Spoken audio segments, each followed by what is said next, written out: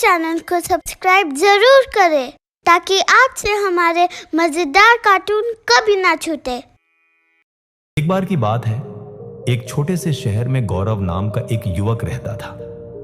वह बहुत ही आलसी था और अपने जरूरी कामों को हमेशा टालता रहता था, जिसके कारण वो अपनी पढ़ाई में अच्छा स्कोर नहीं कर पा रहा था। उसके परिवार वाले उससे हमेशा कहते थे, बेटा समय का मूल्य समझो, जो समय अभी तुम बर्बाद कर रहे हो वह कभी वापस नहीं आएगा। लेकिन वह हमेशा उनकी बातों को नजरअंदाज कर देता था। वह सोचता, अभी तो बहुत समय है, बाद में कर लूंगा। वह पढ़ाई करने के लिए शहर गया, लेकिन उसकी आदतें नहीं बदली। वह अपना पूरा दिन दोस्तों के साथ मस्ती करता और रील्स स्क्रॉल करता रहता। गौरव के शहर में एक बुजुर्ग आदमी रहता था जो बहुत ही बुद्धिमान और ईमानदार था।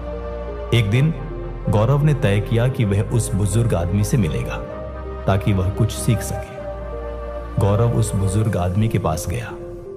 वह बुजुर्ग आदमी पेड़ के नीचे बैठकर मेडिटेशन कर रहा था। गौरव ने उसे नमस्कार किया और कहा, मेरी मदद कीजिए, मैं जिंदगी में विफल हो रहा हूं। हर बार मेरे दोस्त मुझसे आगे निकल जाते हैं, लेकिन मैं हमेशा पीछे रह जाता हूं। मुझे उन सब से अच्छा बनना है। मुझे बताइए कि मैं ये कैसे कर सकता हूं। बुजुर्ग आदमी ने कहा, बेटा तुम संघर्ष झेल रहे हो क्योंकि तुम अपने कामों को हमेशा टालते रहते हो और समय की कदर नहीं करते। मैं तुम्हें एक कहानी सुनाता हूं जिससे तुम समय के मूल्य को समझ सकोगे। बुजुर्ग आदमी ने कहानी शुरू की। एक बार की बात है, एक राजा था जो बहुत दयालु था। वह अपनी जनता से बहुत प्यार करता था और उनकी मदद किया करता था। एक दिन उसे एक व्यक्ति मिला जो बहुत ही आलसी और गरीब था। उसके पास न तो पैसे थे, न ही नौकरी और न ही इज्जत। वह हमेशा अपनी परेशानियों का दोष दूसरों को देता था। राजा ने उससे उसकी जिंदगी और उसकी परेशानियों के बारे में पूछा।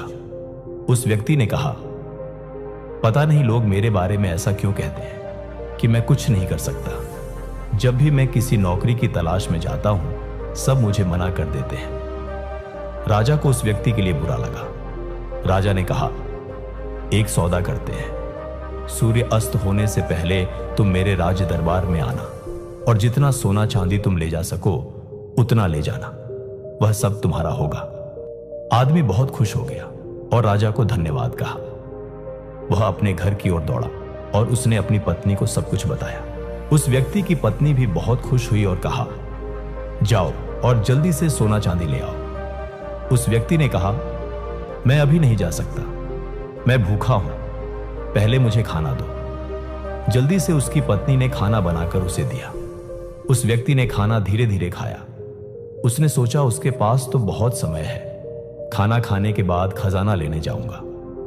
खाना खाने के बाद उसे नींद आने लगी। उसने सोचा, मैं अभी थोड़ी देर सो लेता हूं, कुछ देर बाद चला जाऊंगा। उसने सोचा कि वह थोड़ी देर ही सोएगा, लेकिन वह 2 घंटे के लिए सो गया। जब वह सोकर उठा, उसने देखा कि देर हो गई है। उसने जल्दी से कुछ बैग उठाए और राज दरबार की ओर भागा। रास्ते में धूप तेज थी, उसे गर्मी लगने लगी। उसने सोचा, थोड़ी देर पेड़ के नीचे आराम कर लेता हूं, फिर आगे बढ़ूंगा। उस समय पेड़ के नीचे हवा चल रही थी, जिससे उसे फिर नींद आ गई। इस बार वह 4 घंटे के लिए सो गया।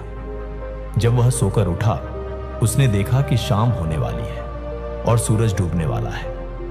वह जल्दी से बैग उठाकर राज दरबार की ओर भागा, लेकिन जब वह राज दरबार पहुंचा तो सूरज डूब चुका था और दरवाजे बंद हो चुके थे। वह व्यक्ति बहुत दुखी हो गया। उसने अमीर बनने का एक अच्छा मौका गंवा दिया क्योंकि उसने समय के मूल्य को नहीं समझा। उस बुजुर्ग आदमी ने कहानी को खत्म किया और गौरव की तरफ देखा। गौरव के पास कोई शब्द नहीं थे। उसे अपनी गलती का एहसास हुआ। गौरव ने उस बुजुर्ग व्यक्ति को धन्यवाद दिया और घर वापस लौट गया। उसे समझ आया कि समय बहुत कीमती है, उसे बर्बाद नहीं करना चाहिए। उसी दिन से गौरव ने अपने लक्ष्यों पर काम करना शुरू किया। उसने अपनी काम टालने वाली आदत को छोड़ दिया और वह बहुत प्रोडक्टिव बन गया।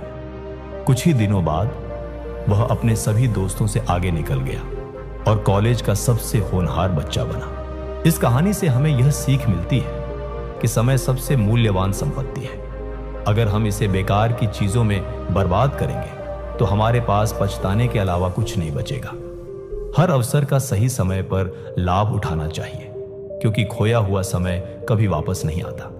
इसलिए आज से ही अपने समय का सदुपयोग करें और अपने लक्ष्यों पर केंद्रित रहें। दोस्तों, अगर आपको यह कहानी पसंद आई हो तो कृपया इसे लाइक करें और अपने दोस्तों के साथ शेयर करें। अगर आप ऐसी ही और प्रेरक कहानियों को सुनना चाहते हैं तो हमारे चैनल को सब्सक्राइब करें और बेल आइकन दबाना ना भूलें, ताकि हमारी नई कहानियां आप तक सबसे पहले पहुंच सकें।